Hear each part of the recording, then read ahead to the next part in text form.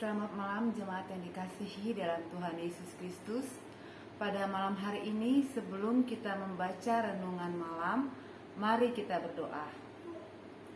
Ya Bapa dalam surga, terima kasih atas berkat dan penyertaan-Mu sampai pada malam hari ini. Sebentar kami akan membaca firman-Mu. Biarlah Roh Kudus-Mu yang menguasai hati dan pikiran kami.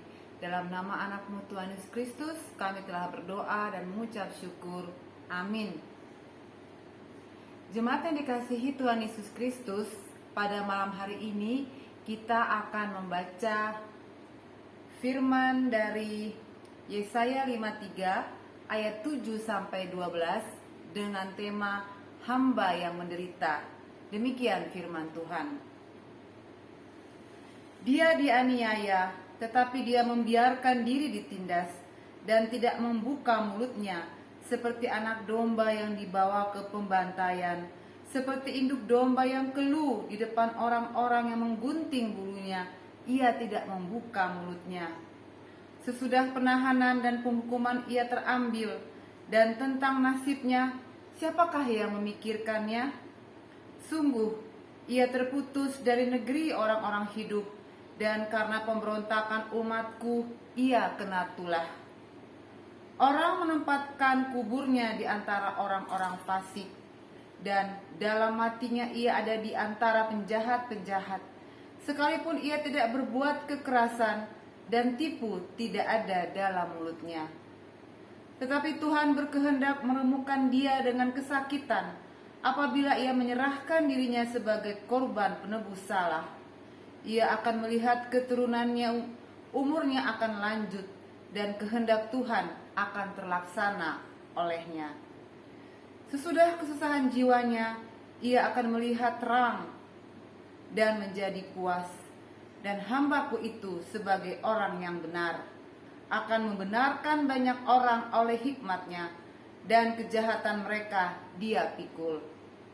Sebab itu aku akan membagikan kepadanya orang-orang besar sebagai rampasan, dan ia akan memperoleh orang-orang kuat sebagai jarahan, yaitu sebagai ganti, karena ia telah menyerahkan nyawanya ke dalam maut. Dan karena ia terhitung di antara pemberontak-pemberontak, sekalipun ia menanggung dosa banyak orang, dan berdoa untuk pemberontak-pemberontak. Demikian firman Tuhan. Jemaat yang dikasihi Tuhan Yesus Kristus, firman Tuhan yang kita baca pada malam hari ini adalah nubuat mengenai sosok Yesus yang akan mengalami penderitaan sampai mati di kayu salib untuk menanggung dosa manusia. Pada ayat 7 dikatakan tidak membuka mulutnya, artinya tidak membela dirinya sendiri di hadapan Kayafas atau Herodes atau Pilatus. Hamba itu tidak membuka mulutnya terhadap penindas-penindasnya. Apa yang mereka buat terhadapnya, ia terima. Sikap ini dapat disamakan dengan sikap anak domba yang dibawa ke pembantaian untuk dipotong, dan dengan sikap induk domba yang terbelenggu agar bulunya dapat dicukur dengan pisau yang sering melukainya. Ia tidak berusaha meloloskan diri. Hamba itu keluh, ia tidak membisu ketakutan, melainkan mementingkan keselamatan kita dengan mengorbankan hidupnya sendiri. Pada ayat 8 dikatakan, sesudah penahanan dan penghukuman, lebih tepatnya sebagai akibat kekerasan dan tindakan hukum. Artinya dengan proses hukum yang tidak adil, eksekusi atau hukuman mati itu dilaksanakan. Hamba itu menderita terus sampai pada saat ketika ia terputus dari negeri orang-orang hidup, yaitu mati. Ajal itu pun merupakan tulah hukuman, di mana kedua istilah ini dipakaikan sejajar, yang disebabkan oleh pemberontakan bangsanya sendiri, yang sekaligus adalah umat Allah. Orang yang benar di mata Tuhan dihukum mati oleh manusia, dan tiada seorang pun yang berusaha menghindarkan agar keputusan ini jangan dilangsungkan. jelas oleh karena penolakan mereka kepada Sang Mesias, dan memang oleh para rabi Yahudi Rabini, kitab Yesaya pasal 53 ini dilarang dibaca oleh kalangan awam Yahudi. Pada ayat 9 disebutkan orang-orang fasik. Mereka adalah penyamun atau penjahat yang disalibkan bersama Sang Mesias yang menderita. Dalam hatinya, hamba itu disamakan dengan mereka yang berbuat kejahatan, yaitu para pembunuh dan perampok dan lain-lain. Padahal ia tidak pernah melakukan kejahatan. Ia selalu jujur. Keputusan pengadilan yang salah itu dijalankannya sampai genap. Allah melihat penderitaan dari Sang Mesias ini sebagai penebus untuk orang-orang berdosa dan kemenangan atas maut. Di muka umum, hamba itu mati secara terkutuk. Namun di mata Tuhan, hamba itu benar. Karena menurut rencana Allah, hamba itu harus menderita. Lukas 24 ayat 26. Bukankah Mesias harus menderita semuanya itu untuk masuk ke dalam kemuliaannya? Hamba itu menanggung kesalahan banyak orang, dan dengan demikian ia meniadakannya, melepaskan mereka dari keharusan menanggung sendiri hukuman atas kesalahan mereka. Hamba itu menebus banyak orang sehingga mereka bisa hidup dalam persekutuan dengan Tuhan di dalam Shalom, yaitu pendamaian dan keselamatan.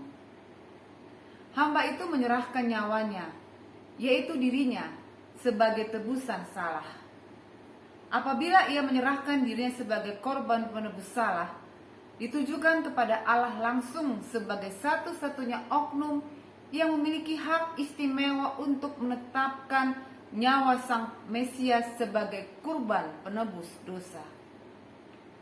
Yesaya memakai kata korban penebus salah yang mensyaratkan pembayaran atas hutang dosa. Dan pada kalimat selanjutnya, umurnya akan lanjut. Ini mengacu pada waktu berikutnya setelah kematian dan penguburannya. Hanya kebangkitannya secara fisik yang dapat menggenapi nubuat ini.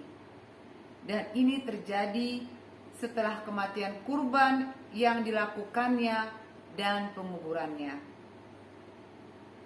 Saat tujuan telah diterapkan tercapai, kepuasan dapat dinikmati. Itulah yang dialami oleh sang hamba dalam Yesaya 53 ayat 10-12. Perkataan Allah berkehendak meremukkan dia dengan kesakitan ayat 10 sulit untuk dimengerti. Tetapi pesan penting yang disampaikan adalah bahwa sang hamba akhirnya dapat memenuhi kehendak dan tujuan Allah, sekalipun ia harus menderita. Setelah kehendak dan tujuan Allah digenapi dalam diri sang hamba melalui penderitaan dan kematiannya, sang hamba akan menerima bagiannya, yaitu dipuaskan oleh Allah. Sang hamba akan melihat keturunannya secara rohani. Umurnya akan lanjut. Ia akan melihat terang dan menjadi puas. Ia akan membenarkan banyak orang oleh hikmat-Nya. Allah akan membagikan kepadanya orang-orang besar sebagai rampasan, dan ia akan memperoleh orang-orang kuat sebagai jarahan. Kehendak dan tujuan Allah menjadi prioritas utama dalam kehidupan sang hamba untuk dilaksanakan dan digenapi. Tuhan Yesus datang untuk memenuhi kehendak Allah. Ia datang dengan satu tujuan utama, yaitu naik ke atas kayu salib untuk menanggung derita, bahkan mati untuk memenuhi kehendak dan tujuan Allah, yakni membebaskan manusia berdosa dari belenggu dosa dan menyelamatkan manusia dari hukuman Allah. Jemaat yang dikasihi Tuhan Yesus Kristus, kita tidak perlu memikirkan reward atau penghargaan yang akan Allah berikan saat kita menuntaskan kehendak dan tujuan Allah dalam hidup kita. Yang perlu kita pikirkan adalah apakah kita mengetahui kehendak dan tujuan Allah dalam hidup kita? Benarkah tujuan dan kehendak Allah adalah prioritas dalam hidup kita?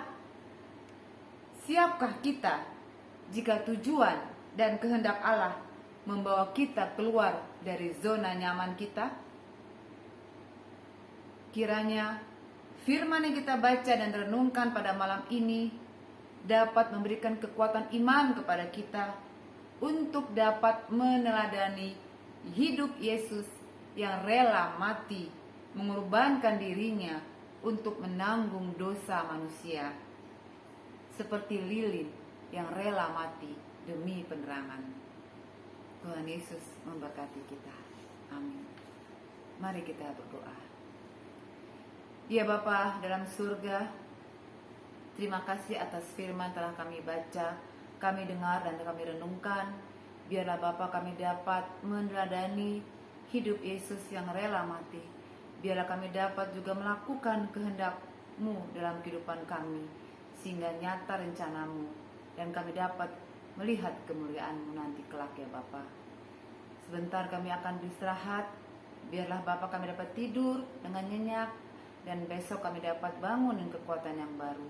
Kami serahkan semuanya kehidupan kami dalam tangan pengasihan-Mu. Ampuni ya Bapa semua dosa-dosa kami. Semuanya ini kami minta dalam nama anak-Mu, Tuhan Yesus Kristus, Tuhan dan Juru Selamat kami yang hidup. Amin. Selamat malam. Tuhan Yesus memberkati.